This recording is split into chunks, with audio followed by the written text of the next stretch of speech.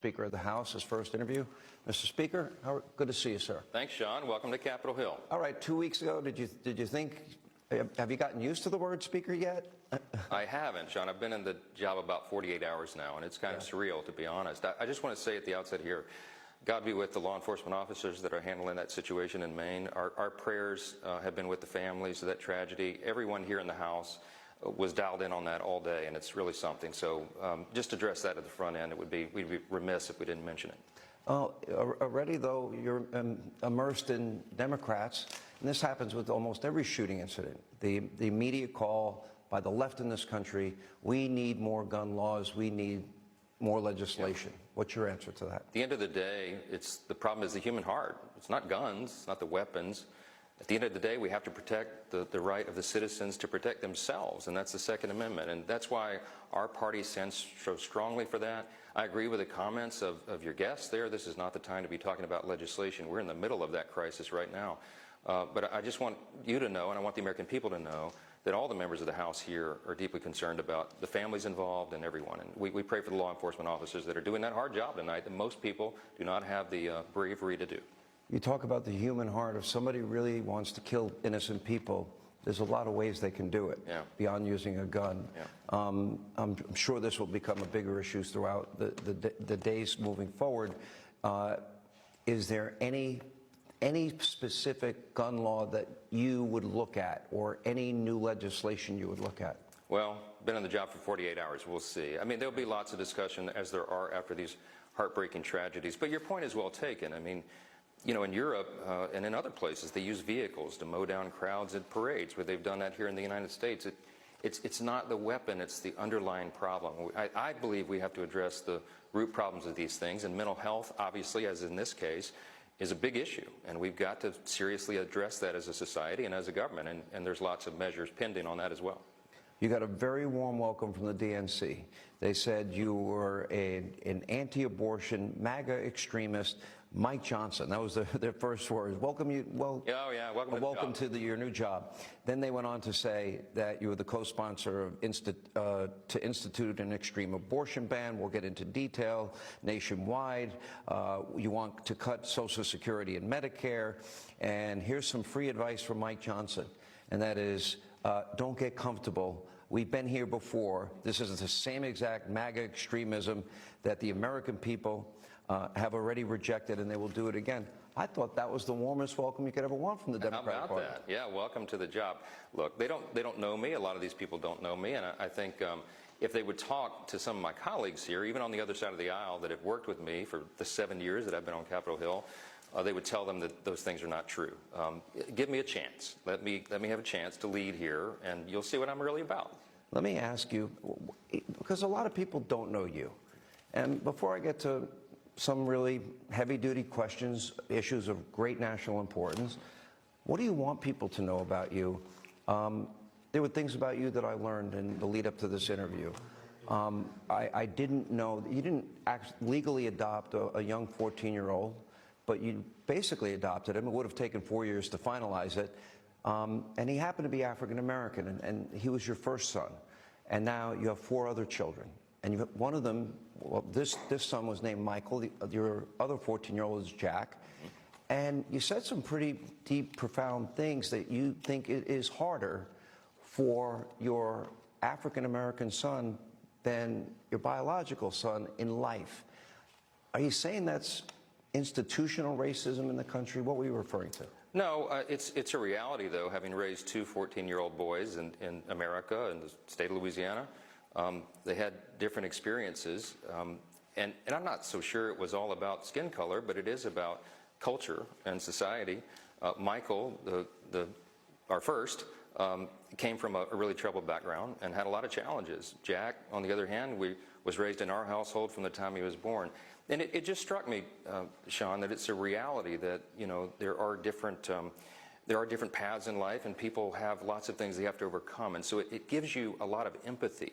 It allows you to see into the heart of people and really try to understand them better. And that comes in handy in this arena, because we're really expected to hate our colleagues on the other side of the aisle and beat them all the time as enemies, politically speaking.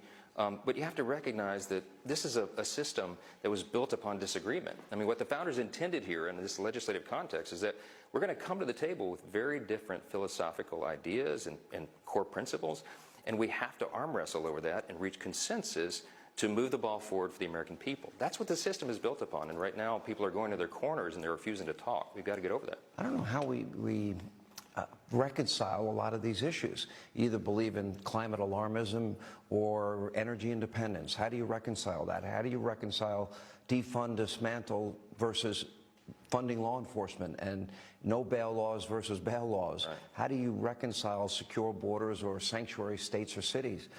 Very controversial issues, Yes. and I don't know where the middle ground is. Do you see it? There is less and less middle ground. Over the decades, the parties have grown very far apart. There's a wide chasm now.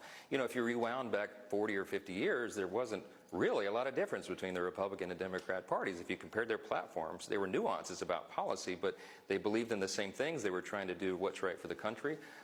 You know, the allegation here about some of our colleagues is that's not really their agenda. And some of them really would like to trade what we have for a European-style socialist form of government. We know that that is a terrible idea, so we stand for our foundational principles. What you have to do is get down to those core principles and argue, debate with your colleagues, and use the facts. You know, show them the reality. Socialism is a dead end. Communism and Marxism are terrible things. It's been responsible for the deaths of tens of millions of innocent people over the 20th century alone, right? That is not the path we want to go down. America is different, and we are exceptional because we stand on certain foundational principles. I said in my speech the other night that, was that last night? All my hours are running together now. I think it was yesterday. Yesterday, I talked about the core principles of American conservatism, and that's individual freedom, limited government, the rule of law, peace through strength, fiscal responsibility, free markets, and human dignity. And under each of those, there would be subcategories. But that's what we stand for. I call them the core principles of American conservatism, but it's really the core principles of America itself. We're different. We're exceptional. The reason we're the freest, most powerful, most successful nation in the history of the world is because that's what we stand for, and those values and those principles are under assault right now, and we have to defend them here every day with everything we have. Let me ask you, you had a bipartisan briefing with President Biden. Hakeem Jeffries was there, other leaders were there. You got a phone call from President Biden. Tell us about it. How'd it go? Well, I actually had a visit with the President at the White House today for about 15 or 20 minutes. The other parties were running late, so it was he and I sitting there together. It was a meet and greet. I'd only met him once before. It was cordial and pleasant. I have no problem with President Biden as an individual, right? You respect the office. It's a biblical admonition that you give honor where honor is due, and that's the respect that we have for the office. But he and I disagree on almost no policy. So we didn't get into that too much today, Sean, but there'll be time for that in the days ahead. Is there any one thing you can think of, policy, that you would say he's done a really good job on this or that? I can't. I think it's been a failed presidency, and all the problems, some of those that you've articulated already at the outset of the program here, were caused by policy choices. And that's the problem I have with him. It's philosophical. Look, I'm sure if you've ever seen my show, and I don't know, I didn't ask you if you've ever watched it, the president, in my view, has been struggling cognitively. It's a significant decline that I see. I'm not sure if you saw the tape, the interview that he gave a gaggle on Air Force One when he was flying back from Israel. After, by the way, a lot of allied nations did not want to meet with him. Leaders did not want to meet with him, which I found to be a pretty big snub. I don't know if you saw that tape. Do you see in Joe Biden a cognitive decline? And if so, is that a danger to the country? I do. I think most of us do. That's reality. This is not a personal slight to him. It has to do with age and acumen, and everyone's different. Everyone ages differently.